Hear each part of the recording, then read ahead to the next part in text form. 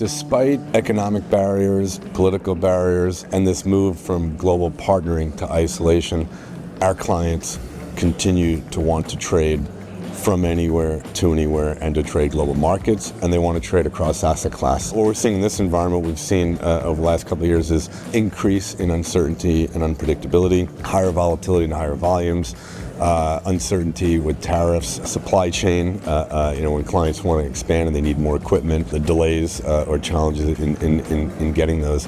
Also, something to keep an eye on is with global networks, you need extra resilience and capacity as telecommunications disruptions occur more and more, and we'll probably see that with some of the issues that are going on in the Middle East.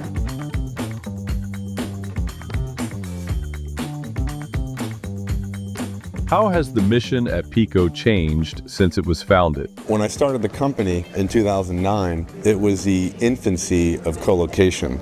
We started out initially in 2 data centers in New Jersey. We expanded our global colocation services into over 55 data centers, and the expansion was driven by electronic market makers, quant hedge funds, and global banks who wanted to provide prime brokerage and electronic services for those clients in broader markets. We have added higher value products and services on top of our global infrastructure offering. So our 3 businesses are the infrastructure services and connectivity, trading and data API, our Corvil network and infrastructure and trading data capture and analytics. How have recent partnerships changed your offerings? We had 2 acquisitions we made over the last 6 years, Corvil and 2 Redline. And our vision and strategy is to be globally comprehensive for all liquid electronic markets across asset classes for all of our products and services. And what we've seen is clients, they're moving more and more to global markets and cross asset classes. They want single API across asset classes, and also reducing the number of vendors and having real strategic partners globally. So as far as how do our products fit together, clients want integrated solutions for trading, for data, for analytics on top of infrastructure solutions.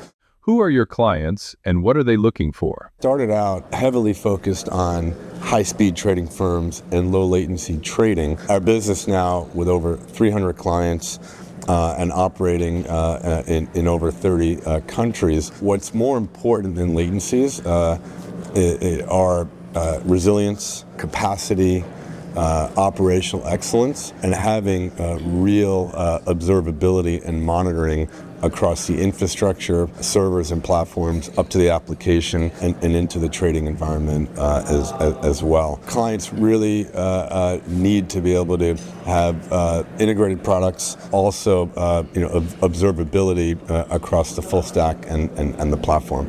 And when you have separate solutions, you leave a lot on the table in terms of optimizing performance.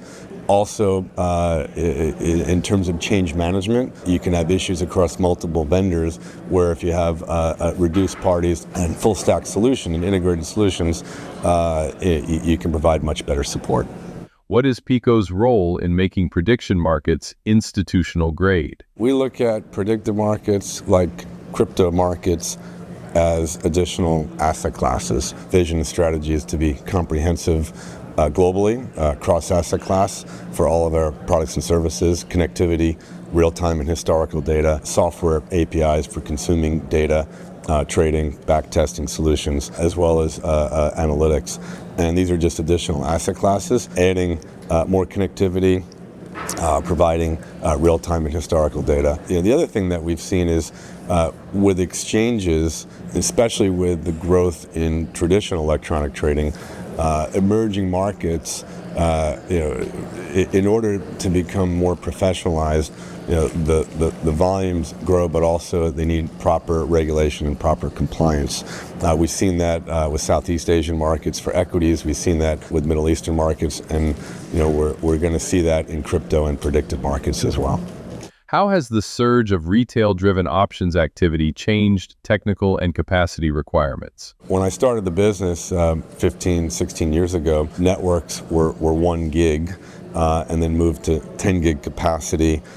During COVID, the year before, we had rolled out 40 gig, but no one really moved to it. And there was a heavy wave during COVID at the beginning, in the first couple months when volatility increased, moving to 40 gig. Now, in order to be able to process OPRA and options data, you need 100 gig connectivity and capacity.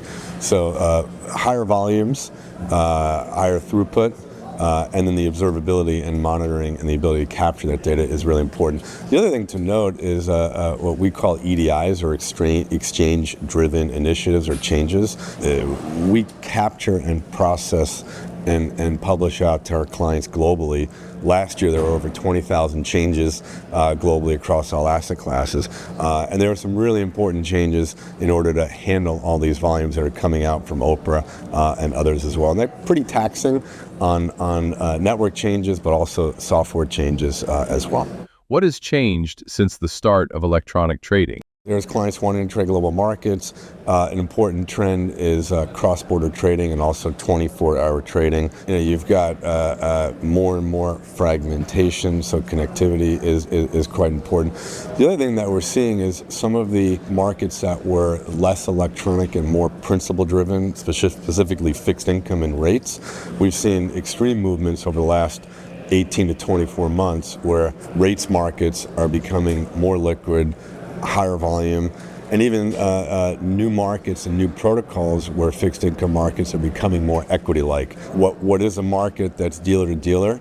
We're seeing more interest in dealer to client, which will also drive agency-based trading in the fixed income markets, like we've seen historically in the equity markets. Technology is moving more and more API-based. Clients want open systems and API systems, and ideally, multi-asset, global trading technology. Our products and our clients' products or businesses generates massive amounts of data, and clients want access to that data in terms of being able to process, analyze, and integrate with AI and LLMs.